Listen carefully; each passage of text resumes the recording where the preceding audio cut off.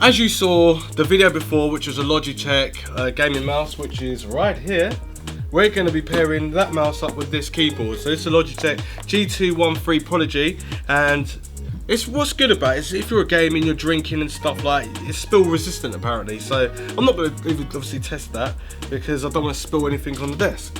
But yeah, that's what it says. It's spill resistant, RGB, it's customizable, which is cool. And we've already gone through the app on the mouse, and it really is customizable, and it's really, really good. So now we're going to test this out because apparently this is a great, good gaming keyboard, and we're going to test it out in a few games to see how great it really is.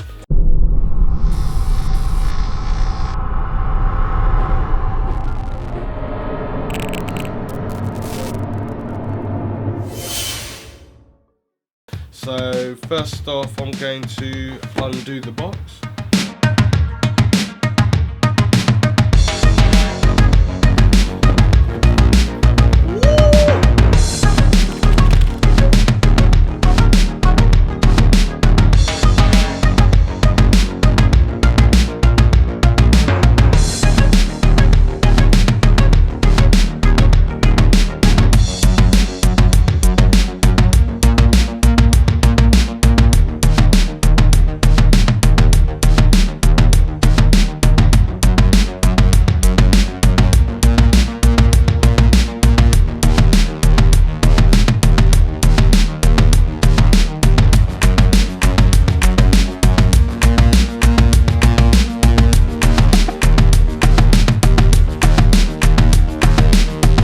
I'm going to plug this in, see if it's still plug and play, and see how we get on.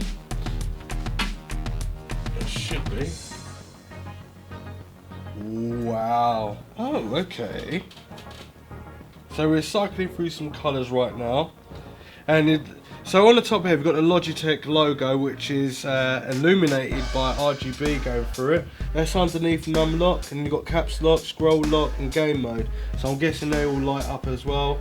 All the buttons feel really nice to press. You can press them really lightly or press them really hard. It just feels like a really robust keyboard. It really is nice. The only thing I don't like about it is when you flatten it down like this. Some people might like it like that, but it feels awkward. It feels like I have to type like that. But just having it at an angle, it's at the right position for me. And you've got your nice hand rests for when you're typing and stuff. And everything seems easy access to get to as well. And then you've got your numlock numbers over here. And then you've got your media keys here as well. And a few at the top here. And you can turn it off by just doing what I've done there. Turn off the RGB lights and turn it back on. Turn it off, turn it on, turn it off, turn it on, turn it off, turn it on. It's really, really good. Right, so I downloaded the software for the mouse as well, and apparently you can link them together, so let's do that. I'm going to go onto the screen. So we've got all the colours, so we've got this reflecting onto that screen with vice versa onto the keyboard. So at the moment I'm on a fixed colour, and it's telling me I've got this colour, and if I go just to here, and I go to the breathing effect, I'm going to have my breathing colour happening on the keyboard and happening on here. And you can speed it up, so I'll have it going like that, really fast, or I can slow it down where it's doesn't even show up as much. Oh, there we go, it's going really, really slow. And you've got to sync my gear, but I didn't really need to. I plugged it in, plugged and played, and it worked just like that. Now I'm going to change. Let's go for the colour cycle quickly. So I'm going through the colour cycle really slow. That's pretty cool. Let's speed it up so you can see a little bit more. There we go. And then we've got colour wave, which is okay. I can kind of see it. I can kind of see it. I would rather it be like this. But in the dark, yeah, you can be able to see this really, really well. And on the Logitech logo, you can see it really clearly that it's changing colour and it's waving across. So that's pretty awesome, I like that. So what else can we do on here? Enable per profile backlighting. So you can change your profile and it saves it as like a macro. What else can we do? So we can change the colours to whatever colour we want. So let's go to purple. And how do we install that? Oh right, so I can have that as a purple. Well, that is pretty sick. And the rest in one solid colour if you want, or you can change that into, say, a blue. Don't know, what is it doing? Blue. And then we'll change this into green. And we'll change that into white. Woohoo! And change this into light blue. Or you can just have... So that's what the colours that you can have on each different separate part. That's what they're giving you. So you've got your numeric numbers on this side, and then your up and down key characters here, and your delete and your end there. And then on the main keyboard they split it up into 3 different bits of coloured palettes. So that's pretty cool. I'm going to change it to... Oh, let's see if I just change it all to white quickly. You can do that as well. That is... This is pretty cool. And then you can do the brightness of your keys, and then you can turn it down as well so it's not so bright. So if I go with... Actually, which one's really bright? I think that's really bright. That's the colour I picked. Yeah, simple as that. What about red? Darker.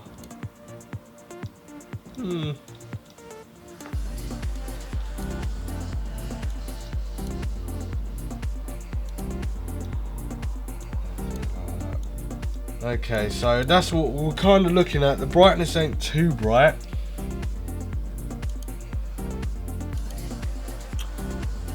Oh my god. So now it gets a little bit more personal here. So what's it got here? Click on a key you want to disable when game mode key is enabled. You can add game mode keys to any game profile. So what I'm going to do is I'm going to cancel off WASD, and then I'm going to make my own profile quickly and see what happens there. So if I go to add, and I'm going to just click Spotify, and then I'm going to go OK. So that means that when I go to Spotify, those keys won't work. And you can do it for up to, so 1, 2, 3, 4, 5 profiles. That's pretty cool. And we're going to do something else now. We're going to go into here. What is this? Key press heat map shows which keys you press the most, shows weighted center as well. And you press start, and then what I'm going to do is just type over a load of stuff quickly.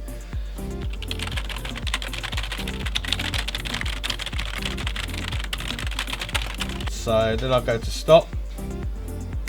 So most of the buttons I pressed is obviously the ones in the blue, and the light blues are like less, and then obviously the ones that I didn't press so much are the more solid colours.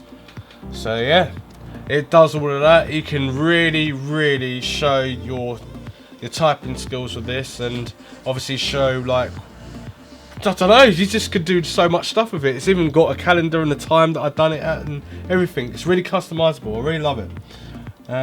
What else can we do on here? Please wait while we download and okay, I don't know what all of this is.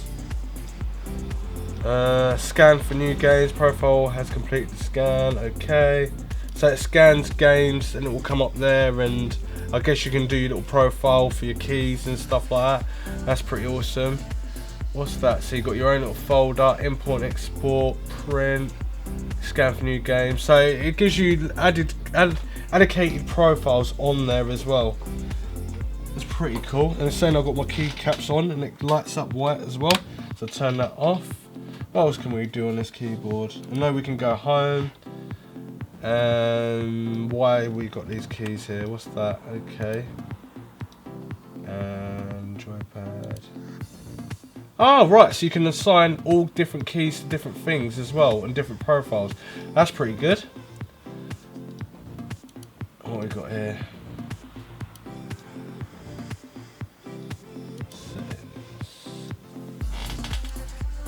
Right, device startup effect. Enable device startup effect when connecting the device, and you can update the firmware. Is there an update? Up to date, last check today. And this is for my mouse profile. and where it's connected to my phone. Oh yeah, on the phone it's really quite cool. I never actually got to show you on my phone. So as you can see on the screen, you can see that it's connecting and it's finding the keyboard, connecting to the phone, connecting on the network, and verifying authorization. Everything looks good. Now I'm going to place my face over here. As you can see, I didn't show you this. It's connected all to the keyboard and then the mouse and everything, and my CPU and GPU. It gives a kind of an accurate percentage of what my my heat throttling or whatever is in the computer. So my temps. So if my GPU, so I'm gaming, it would come up here on the right hand side, and on the right hand side it shows the CPU usage and how much it's clocked by, and if it's overclocked, my RAM usage. And I actually looked on CPU-Z and see on the hardware side of things and seeing how it compared, and it is pretty close. It really is. I was doing things and stuff and it was showing everything was going on, so I didn't show you that on that previous video. So on here as well is where your games are, and obviously I got Spotify, which I programmed in there, and I cancelled off the WSAD. And then if I go into PC stats is where I was just a second ago, and then all the stuff comes straight away on the same network. And then go onto the mouse, and that's where I can control my DPI as well, and change it with with your mobile phone, and you can do all the profiles and stuff. You can see that I can just skip forward and it takes control. Just been on the network and I could skip into Spotify. I can also play and pause and stop and go back as well, and I can also increase the volume or mute it. And you can also speak to like any device. So if you've got a Mac computer or you've got Windows, I think Windows is Corona or whatever her name is, and then obviously Siri for Mac, and then you can speak to it, and then you can do other things with voice as well. So that's pretty awesome. And then you got your G keys and stuff as well, which should load up in a sec. So you've got your left click, your right click, your middle click, your back, and your forward and DPI cycling. That's what you can do with your mouse, and then you could just quickly flick like that and go to the keyboard, G1, F1, G2, F2, and you can assign profiles. It's simple as that. This is really quite an awesome keyboard and an awesome setup with the mouse as well, and it syncs just by plug and play. As you can see, like with the mouse, it is more intensive, more beautiful, more brighter, more vivid. It's all of that RGB goodness. Now on the keyboard, it's nice, you can see it, but when it's darker, in a darker environment, it would actually be easier to see rather than what this is. Now I can see this and it's really bright in the office, and the keyboard's not, which I don't really get. This is only £35, yet it's really bright. It looks like it's so robust. It's a really good mouse. I played around with it, it really is good. This keyboard is okay. It's okay as for the RGBs, but everything else is beautiful. The keystrokes, actuation, like points of typing, stuff like that, and it feels comfortable. It doesn't ache my fingers. I can rest my hands on there. The space bar doesn't lopside or anything like that. It just feels like a really well built keyboard. It at this certain degree angle as well. It's really nice, really easy to press buttons. Everything's really easy to see. The fonts that's on the keys are really easy to see. It looks really sharp and cut. It just looks really nice. And I like the whole customization that you can do things with the keyboard and the mouse. Everything's straightforward. There's so much customization between the keyboard and mouse as well, and it's even saying that you can add some headphones in there and sync that as well, so you can sync all the RGB colors with the actual keyboard as well. And the cabling on the USB cable, we get 1.5 meters, and it's totally robust. It's basically being fitted like towards the end, so it doesn't rip and break at the ends where it won't last very long. It's got a nice corded, like stitched like cable. It's really cool. I like it. The whole thing is mad. This keyboard's going to set you back about £60. Now I would buy it in a heartbeat, because £60 is not a lot when you're thinking of all this functionality and stuff that you're getting with everything all together. And yeah, I don't know what else to say. You just have to buy it. It really is.